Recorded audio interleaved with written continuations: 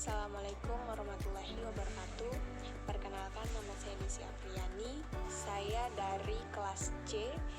Saya mengambil jurusan PGSD pada Fakultas Keguruan dan Ilmu Pendidikan di Universitas Muhammadiyah Buton. Baik, kali ini teman-teman, saya akan menjelaskan tentang salah satu dari daur biogeokimia, yaitu daur nitrogen atau siklus nitrogen. Nah, sebelumnya pasti kalian akan bertanya-tanya, apa sih daur biogeokimia itu? Jadi teman-teman, daur biogeokimia adalah daur materi yang melalui makhluk hidup, tanah, dan reaksi kimia.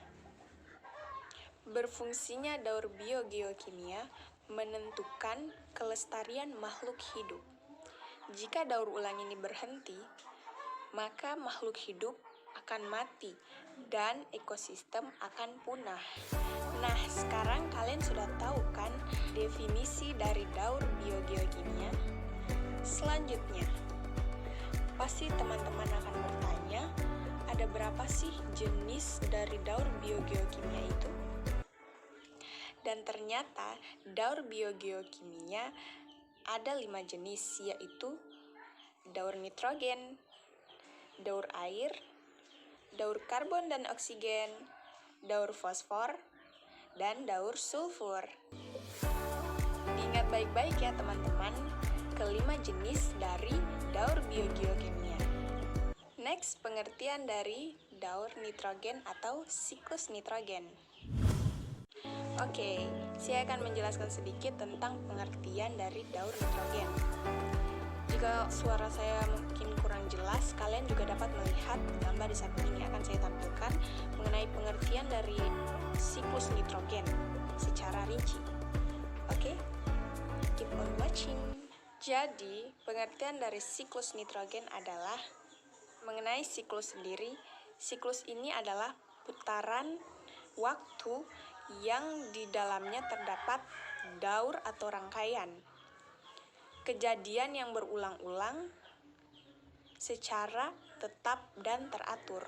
Nitrogen adalah suatu unsur kimia dalam tabel periodik yang memiliki lambang N dan nomor atom 7.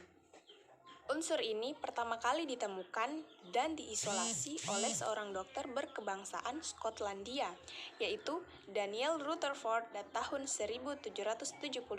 Next, siklus nitrogen yang terdapat di alam berbentuk senyawa organik seperti urea, protein, dan asam nukleat, atau sebagai senyawa organik seperti amonia, nitrit, dan nitrat.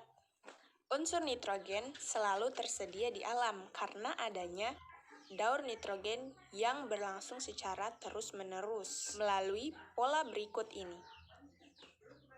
Nah, teman-teman dapat melihat gambar di samping saya ini merupakan skema dari siklus nitrogen. Seperti yang kita ketahui bahwa nitrogen merupakan unsur terbanyak dalam atmosfer. Gas nitrogen yang terdapat di atmosfer akan masuk ke dalam tanah dibawa oleh air hujan karena terjadinya proses fiksasi nitrogen oleh beberapa bakteri akar dan ganggang seperti bakteri Rhizobium pada akar tanaman kacang-kacangan dan bakteri Azotobacter dan Clostridium yang banyak hidup pada tanaman polong-polongan atau leguminosae. Nah, di dalam tanaman polong-polongan, akar-akarnya terdapat bintil-bintil yang menjadi tempat hidup bakteri-bakteri tersebut yang mengikat nitrogen dan bersifat simbiosis dengan akar polong-polongan. Dan nitrogennya digunakan untuk fisiologis atau metabolisme pada tubuh tumbuhan. Serta ganggang hijau mengambil nitrogen dan diikat dalam akar tumbuhan. Nah, tumbuhan inilah yang akan dikonsumsi oleh hewan dan manusia. Selanjutnya, kita dapat melihat di samping saya ada gambar hewan dan tumbuhan.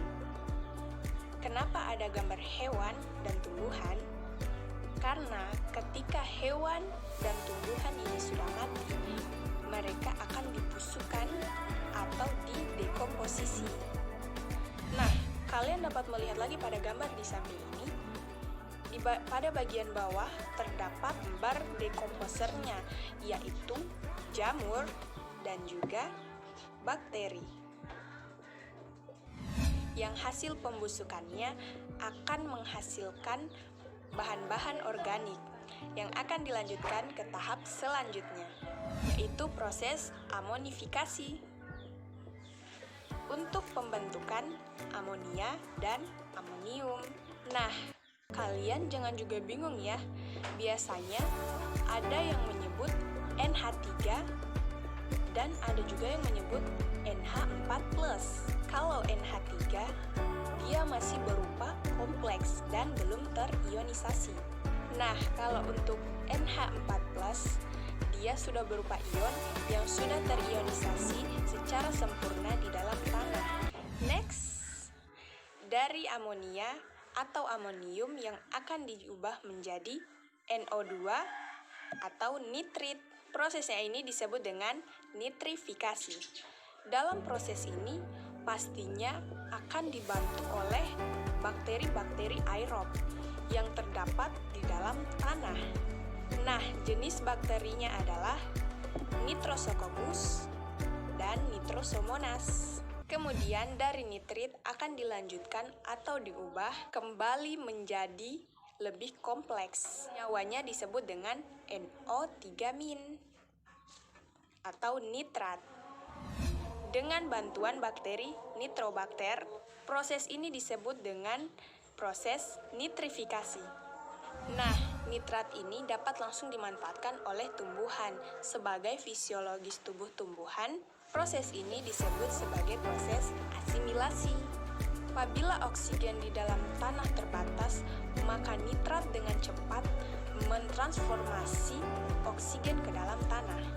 Nah, nitrat juga dapat langsung dilepas kembali ke udara dalam bentuk gas nitrogen dengan bantuan bakteri Pseudomonas dan dengan bantuan bakteri Micrococcus.